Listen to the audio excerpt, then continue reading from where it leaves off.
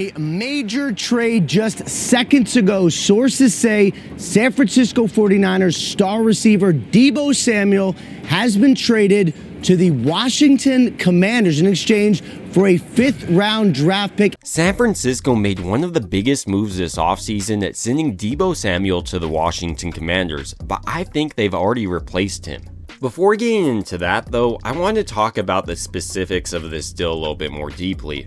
On the surface, it seems like San Francisco lost. They're only getting a 5th-round pick back for one of their most talented players, but this is only a 1-year rental, and the Washington Commanders will pick up the terms of his final year of the contract of $17.55 million.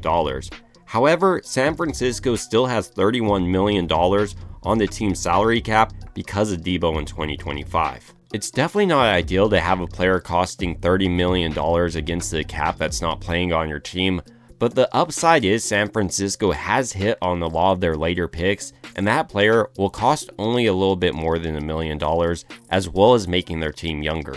Something John Lynch has been adamant about this offseason, saying the following: "I think we're the oldest team in football trying to make a run at the deal last year, and I think it's good to constantly get younger. Our draft class last year was a great move towards that." Which brings us to the topic of this video. I believe San Francisco has already replaced Deebo Samuel. A lot of people are speculating they may pick up a veteran wide receiver during this free agency period, maybe a player like Davante Adams who wants to play on the West Coast, and they may do that, but I think Kyle Shanahan is looking at players on his roster thinking he can replace Deebo Samuel. So in this video, I want to dive into 3 of those guys. It would be easy for me to talk about players like Juwan Jennings, George Kittle, or Brandon Ayuk, but in this video, I want to focus on younger players coming up, starting with Isaac Guerendo. He's built similar to Deebo, coming in at 6 foot, weighing 225 pounds. Coming out of high school, he was a 3-star recruited wide receiver,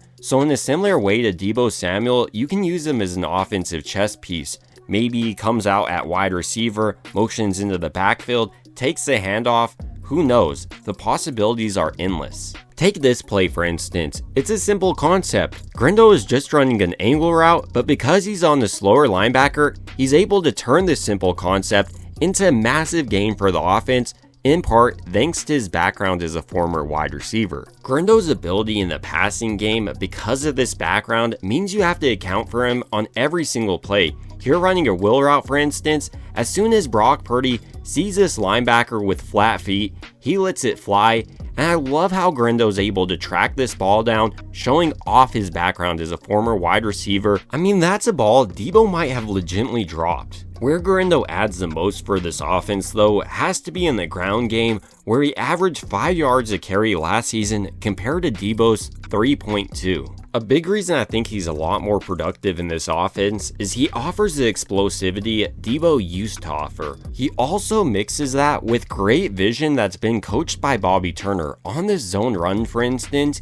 he's going to wait until this entire defense collapses in on the run before breaking outside. He shoots his gap extremely hard, which causes 6 as well as 14 to be funneled that direction, and then his speed just takes over. He's able to use his 4.33 speed to his advantage and probably would have got a touchdown if he wanted on this play. But wisely, he gets down to run out the clock. On this play, Guerendo is able to show off some of the contact balance Deebo has been known for years. He's able to press this outside gap, which allows Jake Brendel to get up to the second level, and once he cuts it back on this defense, watch how he's able to run through this arm tackle coming from 71, Trent Williams' man. He gets off him, continues to run, and breaks a couple more tackles on the way for a large gain on this play. Another big reason I think Kyle Shanahan is looking at Isaac Guerendo as a potential replacement to Deebo Samuel is what he offers on kickoff return. He's able to spark this entire unit,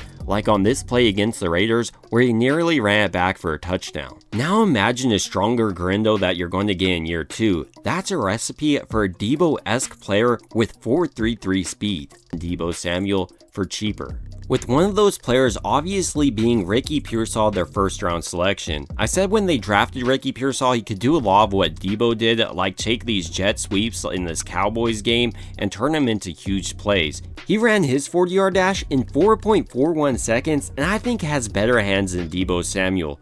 Throughout his college career, you routinely saw him going across the middle, and you saw the same during his time at San Francisco. Where I think Pearsall offers more than Deebo Samuel as a wide receiver is beating man coverage. On a play like this, for instance, the Lions are in man coverage on Pearsall with him running an out route. But watch how he sets this up. He fakes like he's running a fade almost, and as soon as this cornerback opens up his hips, he stops on the dime, breaks outwards, and creates a ton of separation and makes a one-handed grab on the sideline. The way Pearsall is able to come in and out of his breaks honestly reminds me of a player like Brandon Ayuk. On this return route, for instance, watch how he's able to create all this movement by this defense. He gets 6, 2, basically this entire defense flowing in one direction, stops instantly, gets up to speed quickly, and this is why he's able to create all this separation on these man-beating routes. His ability to accelerate and decelerate quickly. This isn't me saying Pearsall is probably going to line up in the backfield like you saw Deebo Samuel do, but I do think he could be an upgrade over Deebo Samuel on certain type of routes right away. And like Deebo, he's an absolute monster with the ball in his hands. He's always looking to score, and on jet sweeps, he just might. The other rookie wide receiver that will be crucial in replacing Deebo Samuel is Jacob Cowing, the wide receiver selected in the 4th round coming out of Arizona. He ran his 40-yard dash in 4.38 seconds and can absolutely burn defenders on fade routes. But what really stands out is how he's able to understand how to use his speed on the football field. On this play against the Chiefs, for instance, this slight hesitation allows him to absolutely destroy this defensive back and nearly score a touchdown. Like San Francisco's other wide receivers, Cowing is also a playmaker with the ball in his hands, making him the perfect candidate for screens like here against the Chiefs. Or you can go ahead and give him a jet sweep, and even with the defender in the backfield, like here against the Saints, he can turn that into a positive play. I love Cowing's ability with the ball in his hand.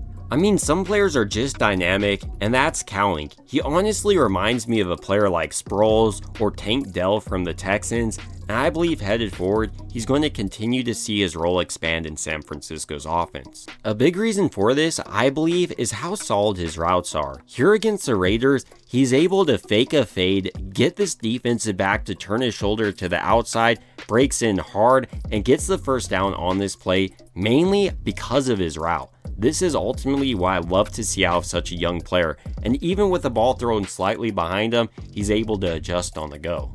So even though San Francisco just traded Deebo Samuel to the Washington Commanders, I believe they've largely replaced him with players like Isaac Guerendo, Ricky Pearsall, and Jacob Cowing. But I'd like to hear your thoughts about this trade. It would also mean a ton to me if you like and subscribe. And as always, I hope you guys have a great rest of your day.